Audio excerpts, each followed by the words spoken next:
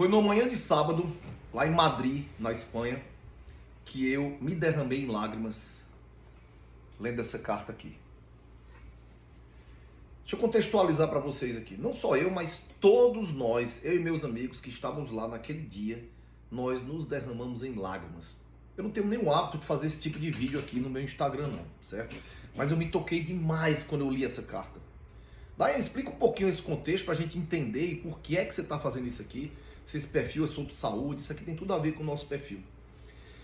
Eu não sei se vocês sabem, primeiro eu quero me apresentar porque eu sei que esse vídeo vai atingir muita gente, vai chegar para muitas pessoas que não me conhecem. O meu nome é Dayan Siebra, tá bom? E eu sou médico, cirurgião vascular e tenho uma história de muito trabalho tradicional em hospital, o dia a dia pesado, intenso, como a maioria dos médicos é. E eu fiz faculdade de medicina na Universidade de Pernambuco, em Recife. E lá eu tinha muitos amigos.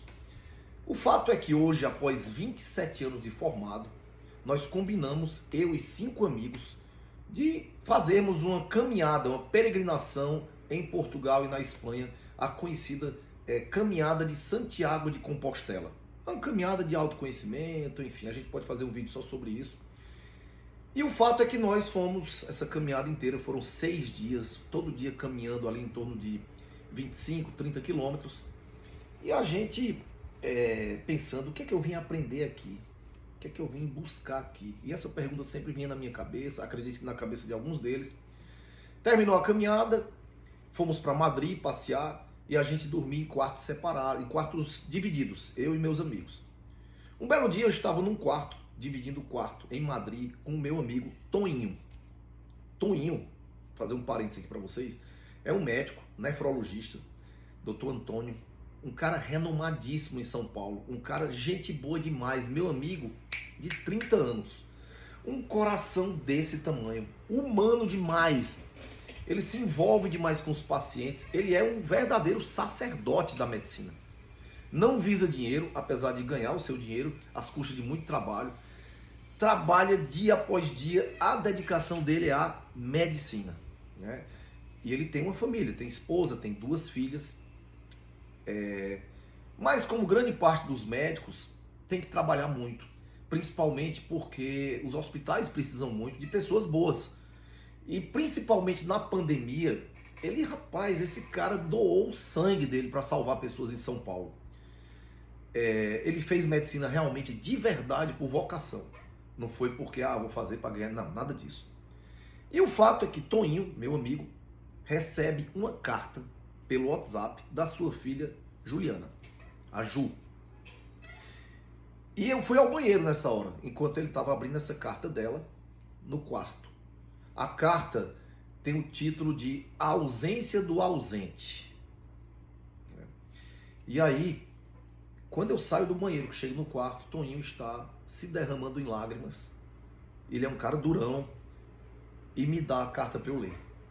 Eu também sou um cara durão, não gosto de chorar na frente dos outros, principalmente meus amigos homens. Daí está errado, sou eu. Quando eu comecei a ler a carta aqui do lado dele, eu acho que não demorou 1 minuto. Eu estava me derramando em lágrimas também. Olhei para ele assim, eu não conseguia me controlar. E eu queria compartilhar essa carta com vocês. É uma carta de uma adolescente, muito inteligente, muito preparada, vocês vão ver aqui pela carta. E que manda uma mensagem para o pai, né? Uma mensagem de um pai que pode até ter errado, né, na condução da criação dela, mas por uma causa muito nobre, que é o exercício da medicina para ajudar pessoas. Tá bom? Então vamos lá. Olha aqui a carta dela. A cadeira vazia no fim da mesa aos domingos. O banco do passageiro carregando sacolas de supermercado, ao invés de um corpo cansado. O lado da cama com os lençóis impecavelmente esticados, sem um único vinco que denunciasse a presença. A ausência, mesmo quando necessária, é como uma ferida que nunca cicatriza por completo. Para algumas famílias, esses vazios são exceções. Breves interrupções na rotina, preenchidas ao final do dia pelo reencontro, pelo apagar das luzes em sincronia. Mas para mim, a ausência foi a primeira linguagem que eu aprendi a decifrar. Crescer com um pai médico significou crescer com a certeza de que, não importasse o quanto eu estendesse os braços, ele sempre estaria um passo além do meu alcance. Lembro-me da primeira vez que tentei sabotar a sua partida. Subi no móvel do escritório, equilibrando-me na ponta dos pés, e escondi seu crachá entre as páginas de um livro empoeirado. Aquele que eu sabia que ninguém abriria. A minha lógica infantil era infalível. Sem o crachá, ele não poderia ir. Sem ir, ficaria. Mas o telefone tocou pouco depois, e uma voz desesperada do outro lado da linha, exigindo o crachá de volta. Meu plano fracassou e a lição foi gravada a ferro. Nada o faria ficar. Com o tempo, a inocência deu lugar a um ressentimento silencioso. Via meus amigos agarrados às mãos de seus pais em festas escolares, em reuniões, em cerimônias, onde eu era a única a carregar um cartão rabiscado no fundo da mochila, nunca entregue. Até que um dia parei de escrever os cartões. A inveja era um veneno que eu não sabia como expulsar. Por que meu pai tinha que trabalhar mais que os outros? Porque as festas de aniversário eram sempre celebradas com um chega logo? Por que eu tinha que aprender a abraçar um fantasma? Sem perceber, eu criei rituais para preencher o vazio. Deixava a luz da sala acesa, sinal de que, mesmo dormindo, eu o esperava. Aceitava o beijo na testa de madrugada, mesmo sem saber se era real ou se era um sonho. Aprendi a fazer as malas para viagens em família, sabendo que no último momento um plantão o manteria preso no hospital. E a medicina, essa insaciável, sugava cada parte dele. Quanto mais sua carreira avançava, mais ele se tornava um desconhecido. O homem que chegava em casa já não era meu pai. Era um corpo exausto, um rosto sério, um olhar distante que refletia corredores intermináveis do ambiente hospitalar. Suas respostas eram curtas, suas expressões mais ríspidas. Os olhos traíam a verdade. Era um vidro embaçado, umidade contida, cansaço transbordando. Ainda assim, a minha admiração nunca morreu.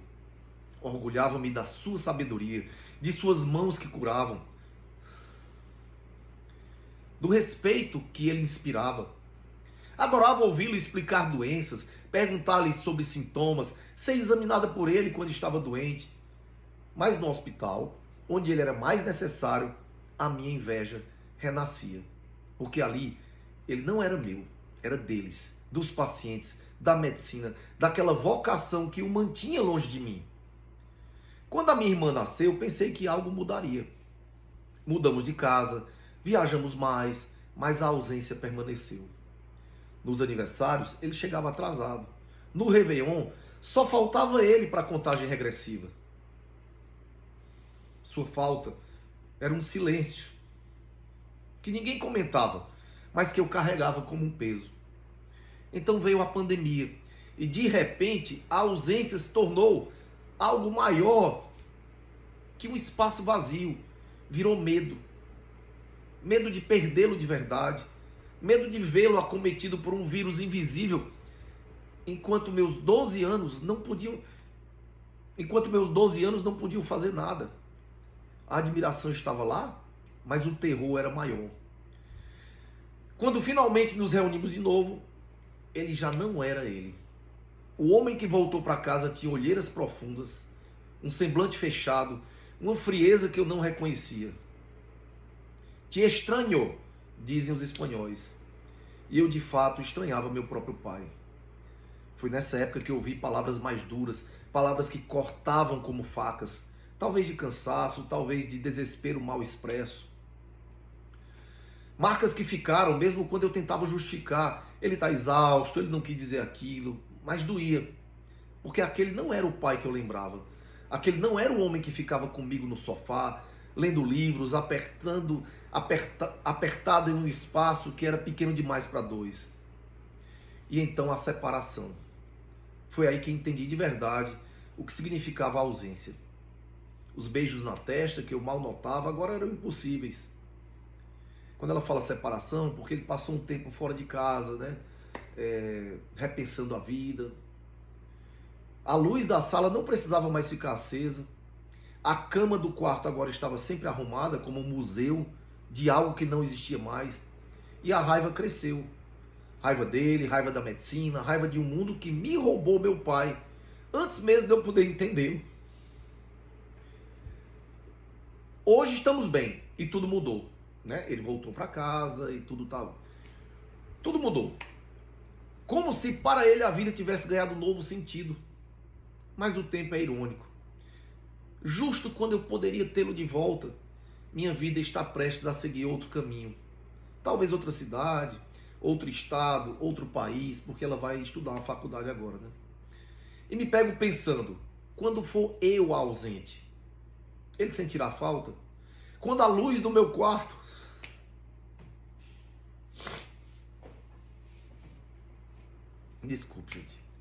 não se acender mais, quando minha cama permanecer intocada e o banco de trás do carro estiver vago, ele perceberá o vazio?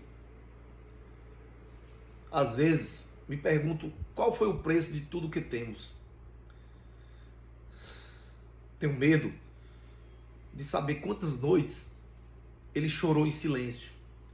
Tenho medo de descobrir o que ele tentava afogar nos copos de álcool. Vez ou outra, ele tomava uma cervejinha quando estava muito estressado. Tenho medo de entender por que ele se ausentou tanto. E agora, olhando para o futuro, a ideia de seguir um caminho semelhante me assombra. Depois de ver o que a medicina tirou dele e de nós, como eu poderia escolher o mesmo destino? Quanto tempo teria para compensar tudo que a gente perdeu, tudo que perdemos? Compreendo que o sacrifício talvez fosse inevitável e sou imensamente grata por tudo. No entanto, ainda me pergunto se há outro caminho, um futuro em que eu não precise viver com a inevitabilidade de que, como meu pai, um dia minha ausência se tornar a lembrança mais vivida que há de mim. No fundo, o que eu mais queria era esse tempo de volta, em que o melhor momento do dia era ouvir a porta da entrada se abrir. Eita, pessoal, não sei vocês, mas eu achei esse texto aqui incrível, incrível. A menina escreve com muita emoção, com muito poder.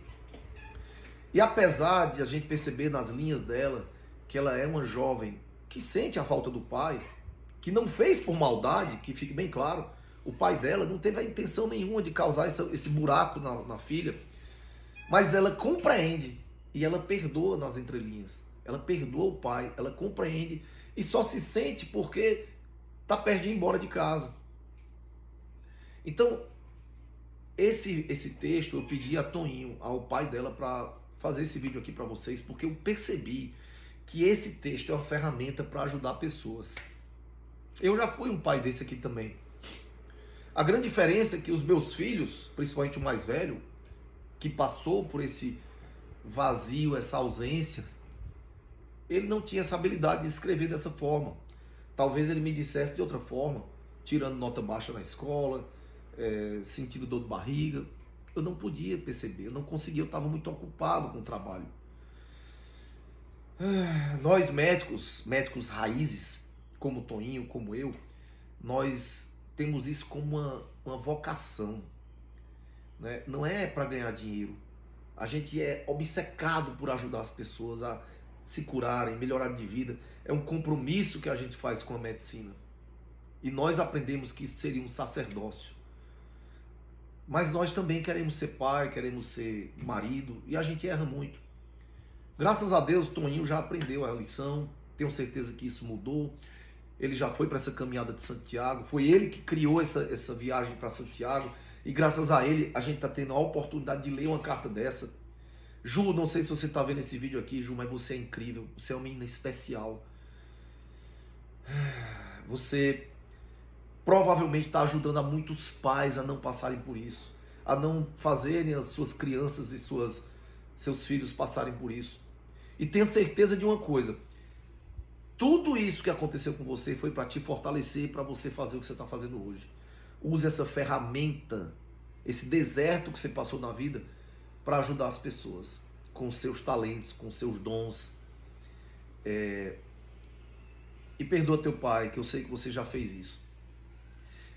Vou deixar aqui nos comentários o Instagram da Ju, tá bom, gente?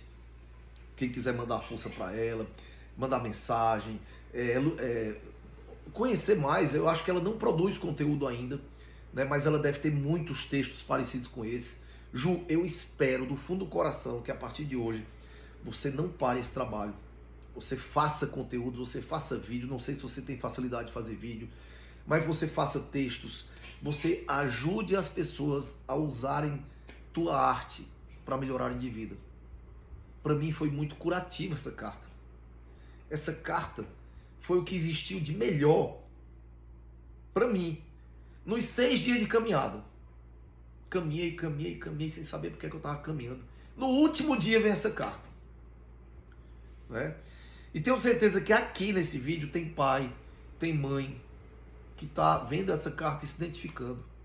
Não apontemos dedos, não julguemos, não critiquemos, porque a intenção das pessoas, todas elas envolvidas, foi a melhor possível.